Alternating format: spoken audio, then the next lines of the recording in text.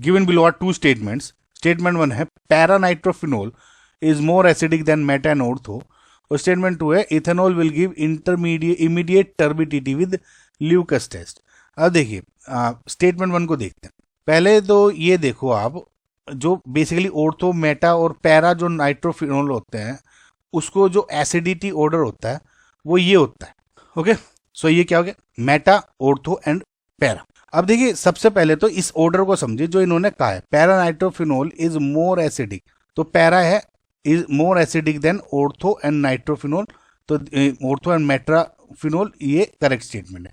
और correct statement क्यों है अब देखिए।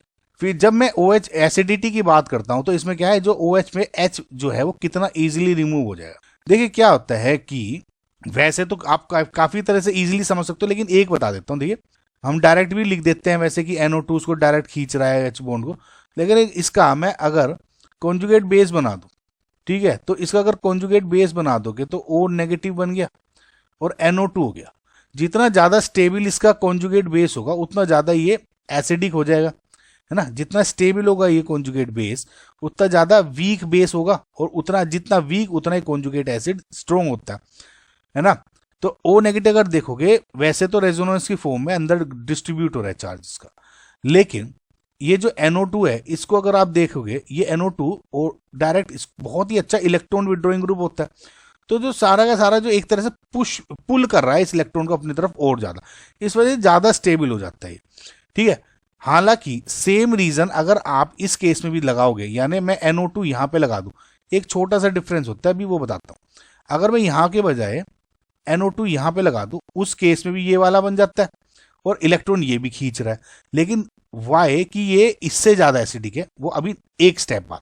ये सबसे वीक एसिड इसलिए है क्योंकि जब इसका O नेगेटिव बनाते हो, करेक्ट, इधर बना देता हूं मैं फिर से, जब इसका आप O नेगेटिव यानी कॉन्जुगेट बेस बनाते हो बेसिकली, तो जो NO2 है वो डायरेक्ट, ये देखिए रेजोनेंस की वजह से तो डिस्ट्रीब्यूट हो रहा है, लेकिन NO2 इसका डायरेक्ट नहीं इलेक्ट्रॉन पुल कर रहा है, समझ में। तो इसका मतलब क्या हो गया, ये वीकेस्ट हो गया। इसमें तो NO2 का फायदा ले रहा है ये ज्यादातर, इसमें इतना नहीं ले रहा है, समझ में आपको, ठीक है। तो इस वजह से तो ये ऑर्डर हो गया, ये स्टेटमेंट। अब मैं एक चीज ये बता दूं आपको कि ऑर्थो और पैरा में जो ऑर्थो लेस एसिडिक क्यों होता है, देखिए वो होता है because of presence of hydrogen bonding in इसमें, ऑर्थो वाले में। देखिए क्या होता है कि जो ये हो गया आपका OH, ठीक है, तो जो ये NO2 जुड़ा ना इधर, देखिए NO2 है, ठीक है। अब इधर क्या होता है, जो ये O है इसका और इसके बीच में हाइड्रोजन बॉन्डिंग हो जाती है, ठीक है। हाइड्रोजन बॉन्डिंग होने की वजह से थोड़ा सा स्टेबल हो जाता है, और H है ना जो थोड़ा सा कम अवेलेबल हो जाता है, अवेलेबिलिटी इसकी थोड़ी डिक्रीज हो जाती है, इसी वजह से ये पैरा से कम एसिडिक हो जाता है, बस इसी वजह से, ठीक है। अब दूसरा पूछा है इन्होंने, ethanol will give immediate turbidity with Lucas reagent, this is false statement, reason being. देखिए इससे पहले आपको समझना पड़ेगा कि ल्यूकस टेस्ट या ल्यूकस रिएजेंट क्या होता है। देखिए सबसे पहले तो आप ये समझे, ये डिस्टिंग्विश करने के काम आता है प्राइमरी, सेकेंडरी, टर्शरी एल्कोहल्स को। अगर आप ये कहोगे कि मैं इसको भी करूं तो इससे इसको नहीं कर पाओगे, सिर्फ आप इसको प्राइमरी, सेकेंडरी, टर्शरी को यूज करने में काम करते हो, बस इस बात को ध्यान रखिए।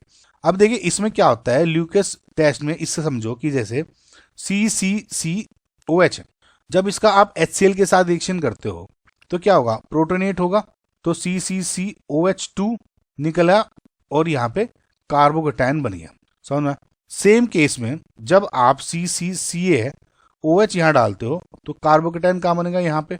और सिमिलरली जब आप कोई टर्शरी कार्बोकेटायन बनाओगे तो फॉर एग्जांपल ये कार्बोकेटायन टर्शरी में यहाँ बन गया, OH निकल गया। तो वी नो कि टर्शरी की स्टेबिलिटी ज्यादा होती है सेकेंडरी से एंड इसकी प्राइमरी से। तो इसमें क्या होता है, देखिए इस रिएक्शन में जब आप देखते हो हम ये करते हैं कि फॉर एग्जांपल प्राइमरी, सेकेंडरी और टर्शरी 3 टेस्ट ट्यूब्स हैं और इसमें मैंने HCl डाल दिया, तो यानी आगे जो रिएक्शंस होगी, फॉर एग्जांपल इस positive pay Cl negative attack करके Cl बनाएगा, इस पे Cl बनाएगा, या इस पे Cl जोड़ दोगे आप नेक्स्ट स्टेप में, और वो बेसिकली वाइट टर्बिडिटी आ जाती है, समझ में।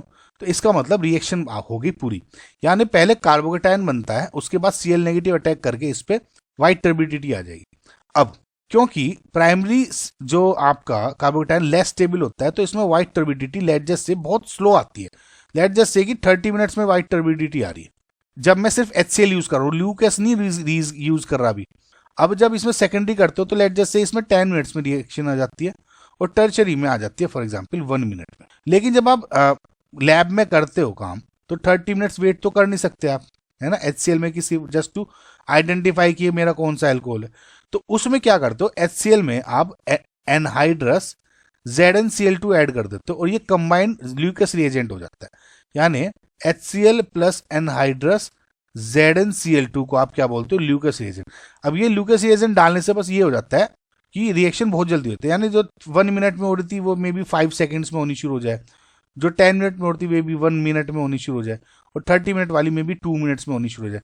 तो टाइमिंग का डिफरेंस हो जाता है बस, ठीक है। तो ethanol will give immediate turbidity, यानी इथेनॉल क्या है, मैं वो प्राइमरी वाला तो इमीडिएट देगा नहीं देगा, ठीक है, वो थोड़ा टाइम लेगा क्योंकि ये प्राइमरी कार्बोकेटायन बनाता है। प्राइमरी कार्बोकेटायन सबसे डिले, प्राइमरी सेकेंडरी और टर्शियरी में सबसे लेट बनाता है, ठीक है। तो इसलिए स्टेटमेंट गलत है। तो जो आपको ऑप्शन नंबर 1 क्या है, statement 1 is true but statement 2 is false, this is correct.